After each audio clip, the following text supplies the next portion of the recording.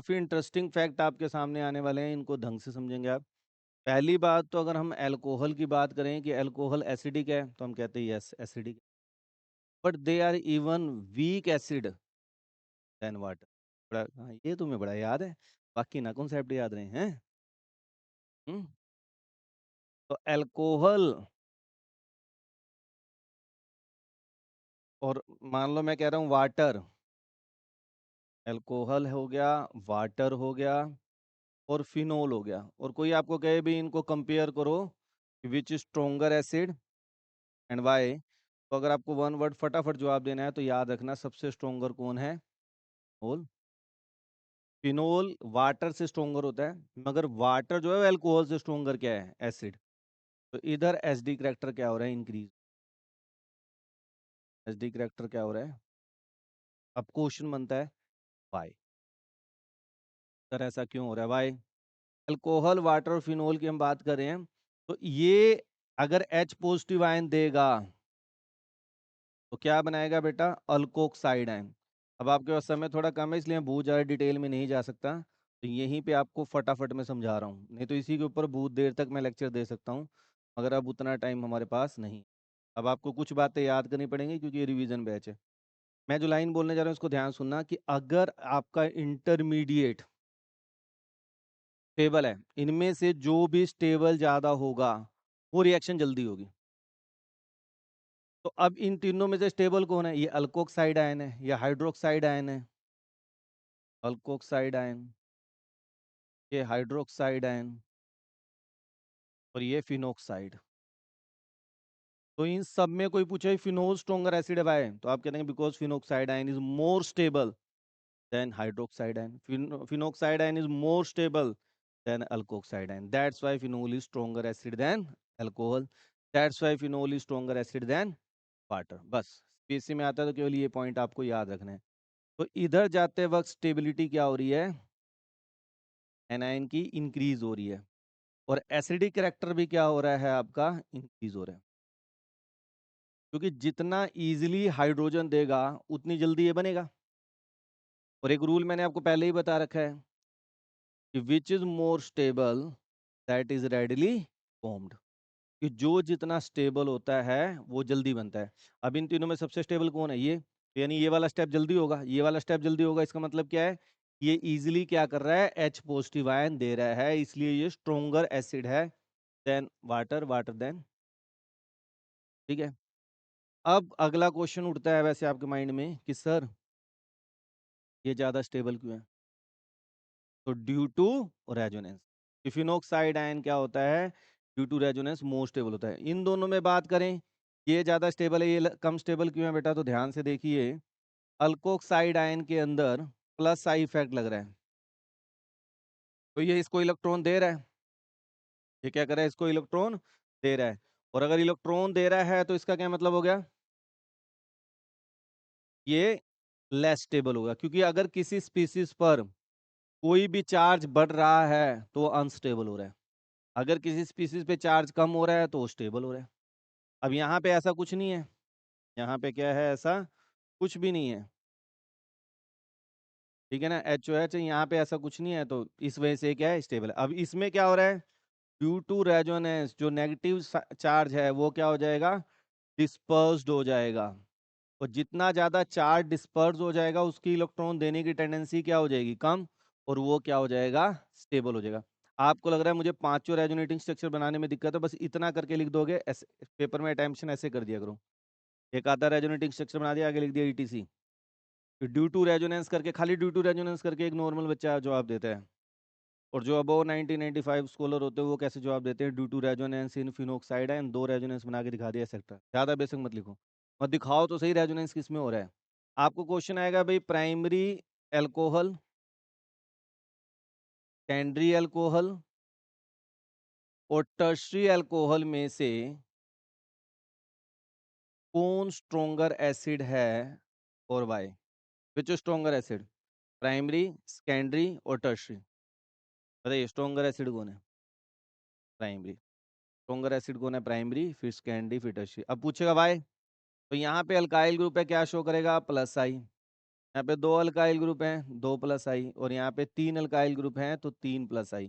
अब रूल याद रखिए, रूल क्या है, बिल्कुल सिंपल सा है। अगर +I और +R इफेक्ट है और ये इंक्रीज हो रहा है तो याद रखना एसडी करैक्टर क्या हो जाएगा, डिक्रीज कर जाएगा। और अगर -I इफेक्ट है और -R इफेक्ट है, ये इंक्रीज हो रहा है, तो एसिडिक करैक्टर क्या हो जाएगा बेटा, एसडी करैक्टर क्या हो जाएगा, इंक्रीज हो जाएगा। Compare the acidic character of phenol, orthonitrophenol, metanitrophenol and paranitrophenol. इनको क्या करना है आपने, कंपेयर करना है इसके एसडी करैक्टर को। तो कैसे करेंगे बेटा, ध्यान से देखिए। नाइट्रो ग्रुप है, नाइट्रो ग्रुप आपको पता है क्या शो करता है, -I, और दूसरा क्या करता है, -R। नाइट्रो ग्रुप जब मेटा पे होता है तो केवल क्या करता है, -I करता है, और पैरा पे है तो -I और -R दोनों करता है। मैं कुछ रूल बोलने जा रहा हूँ, ध्यान से इसे लिख लेना, क्योंकि अब मैं बहुत ज़्यादा नहीं लिखवा पाऊंगा, तो फटाफट नोट करेंगे। पहली बात, out of ortho and para, resonance effect more prominent eight para position. Resonance effect prominent कहाँ पे होता है, पैरा पे होता है, ध्यान रखना, ठीक है ना। मेटा पे कभी भी रेजोनेंस इफेक्ट नहीं लगता, मेटा पे कभी भी रेजोनेंस इफेक्ट की बात हम करते हैं। तो मेटा पे केवल कौन सा देखते हैं कि +I इफेक्ट है या -I इफेक्ट है, ठीक है ना। जैसे मैंने यहाँ पे केवल -I की बात की, आप कहेंगे जी आर की बात, रेजोनेंस की बात क्यों नहीं करें, क्योंकि मेटा पे रेजोनेंस जाता ही नहीं है। फिर अगला क्वेश्चन आपके कई बच्चे के मन में आ सकता है कि सर क्यों नहीं जाता, तो देख लो, समझना चाहते हो मैं तो समझा देता हूँ फटाफट में। अब क्या होगा, इसके इलेक्ट्रॉन यहाँ गए, इसके यहाँ गए, तो नेगेटिव चार्ज कहाँ पे आ गया, ऑर्थो। फिर अगला जो रेजोनेटिंग स्ट्रक्चर बनेगा, इसके इलेक्ट्रॉन यहाँ गए, इसके यहाँ पे, फिर अगला चार्ज नेगेटिव चार्ज कहाँ जाएगा, पैरा। फिर अगला इस इलेक्ट्रॉन यहाँ गए, फिर यहाँ गए, फिर अगला नेगेटिव चार्ज कहाँ गया, ऑर्थो। इसीलिए कहते हैं कि जितने भी functional group +R effect show करते हैं, they are ortho and para directing. यानी उनका जो इफेक्ट पड़ रहा है कहाँ पड़ रहा है, ऑर्थो और पैरा पे। यानी यहाँ पे नेगेटिव चार्ज आया ही नहीं, तो अगर यहाँ पे नाइट्रो ग्रुप लग भी गया तो वो रेजोनेंस को आगे एक्सटेंड करेगा ही नहीं, तो इसलिए मेटा पे हम रेजोनेंस इफेक्ट की बात। मगर अगर यहाँ पे नाइट्रो ग्रुप लगा हुआ है और यहाँ पे नेगेटिव चार्ज आ गया, यहाँ पे नेगेटिव चार्ज आ गया, यहाँ पे क्या आ गया, नेगेटिव चार्ज आ गया, तो रेजोनेंस की वजह से इस पे एक रेजोनेटिंग स्ट्रक्चर इसका और क्या हो जाएगा, बढ़ जाएगा। और जितने ज़्यादा नंबर ऑफ रेजोनेटिंग स्ट्रक्चर होते हैं उतना वो इंटरमीडिएट क्या हो जाता है, ज़्यादा स्टेबल हो जाता है। इसीलिए ऑर्थो और पैरा पे क्या होता है, रेजोनेंस इफेक्ट होता है। अच्छा, अगला क्वेश्चन, सर पैरा पे मोर प्रोमिनेंट क्यों होता है, ऑर्थो पे कम क्यों होता है। क्योंकि पैरा क्या है, दो बल्कि ग्रुप क्या है, अवे फ्रॉम ईच अदर, जिसकी वजह से रिपल्शन क्या होती है, मिनिमम। और ये क्या बनते हैं, स्टेबल बनते हैं। ये पैरा आपका क्या रहता है, मोर प्रोमिनेंट रहते हैं, ठीक है। अब हमें देखना है भाई सबसे ज़्यादा इफेक्टिव क्या होगा, तो क्या जवाब देंगे बेटा हम। मान लेते हैं ये बी है, ये सी है, ये डी है, और आपसे मैं पूछूं भाई स्ट्रोंगर एसिड कौन है, तो क्या कहोगे, डी। फिर कौन आएगा हमारा, बी। फिर कौन आएगा, सी। और लास्ट में, दैट इज योर आंसर। फटाफट नोट कर कि compare the acidic character of nitrophenol 2,4, nitrophenol, ये काफ़ी इंपॉर्टेंट क्वेश्चन है सीबीएसई का, और 2,4,6 ट्राई नाइट्रोफिनोल। इन चारों में से एसडी करैक्टर किसका ज़्यादा है, इसका सबसे ज़्यादा बता दो। डी का, किससे, डी से, सी का, बी से, फिर ए। क्योंकि जितने ज़्यादा -I और -R वाले इफेक्ट बढ़ते जाएंगे उतना ज़्यादा एसडी करैक्टर आपका क्या हो जाएगा, बढ़ जाएगा। क्लियर है। चलिए, अब मान लीजिए यहाँ पे मिथाइल ग्रुप लगा हुआ है, क्या लगा हुआ है, methyl group. What happened, methyl ले लीजिए,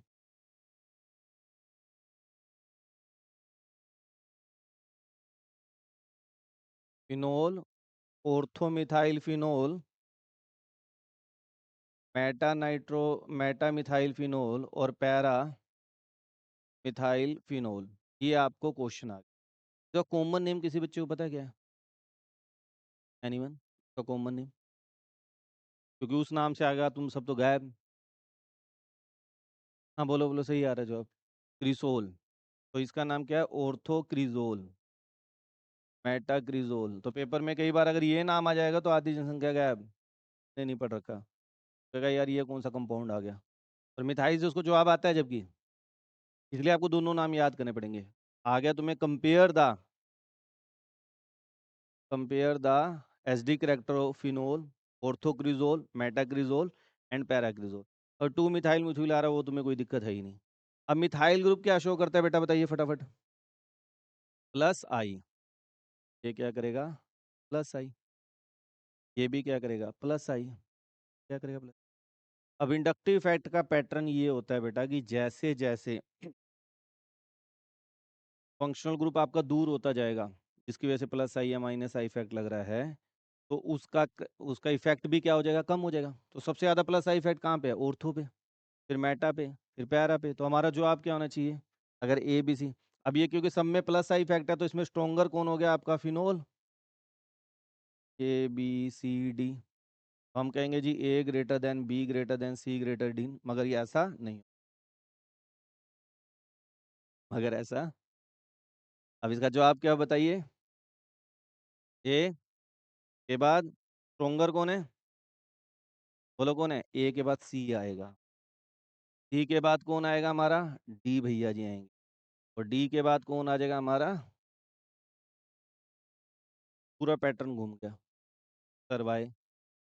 मिथाइल ग्रुप आते ही आपके दिमाग में एक इफेक्ट और आ जाना चाहिए, हाइपर कंजुगेशन इफेक्ट।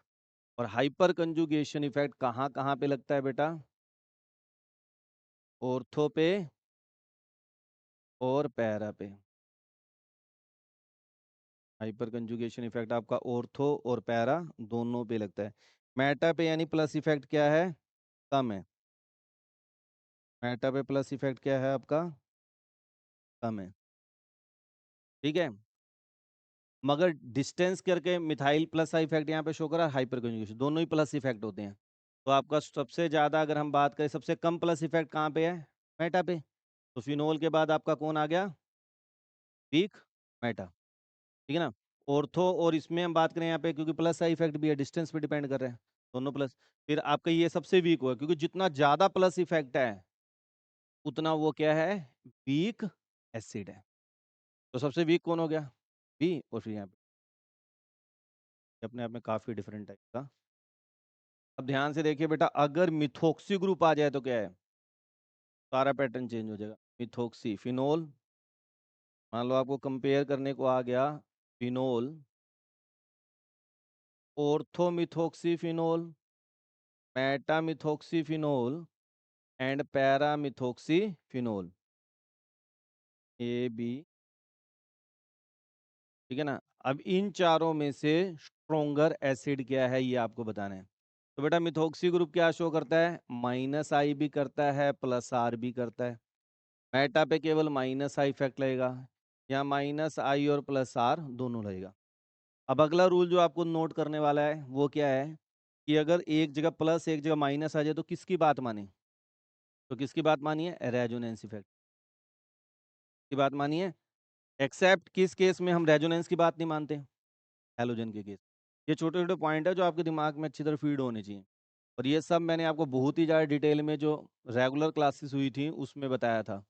तो इसलिए ऑर्थो को यहाँ से हटा दो, इसके इंडक्टिव इफेक्ट की बात नहीं करेंगे, केवल प्लस इफेक्ट की बात करेंगे। और यहाँ पे माइनस आई, यानी इन चारों में से स्ट्रोंगर एसिड कौन सा हो गया? सी। स्ट्रोंगर कौन हो गया? सी। इससे ए से। अब इन दोनों में प्लस है तो ऑटोमेटिकली फिनोल से तो क्या होंगे? वीक एसिड होंगे। अब इन दोनों में से वीक कौन होगा? ज्यादा प्लस आर इफेक्ट कहाँ पर है? ऑर्थो पे या पैरा पे? पैरा पे, यानी वो सबसे वीक होगा। फिर कौन आ गया? ऑर्थो। और फिर कौन आ गया? पैरा। ये आपका ओड। फिनोल के केस में ऑर्थो इफेक्ट नहीं लगता। कई बच्चे कंफ्यूज भी होंगे, सर हमने पढ़ा था ऑर्थो इफेक्ट, उसकी बात तो नहीं कर रहे आप। फिनोल के केस में ऑर्थो इफेक्ट नहीं है, मगर जब बेंजोइक एसिड आएगा तो यहाँ पे फिर एक्सेप्शन आ जाएंगे।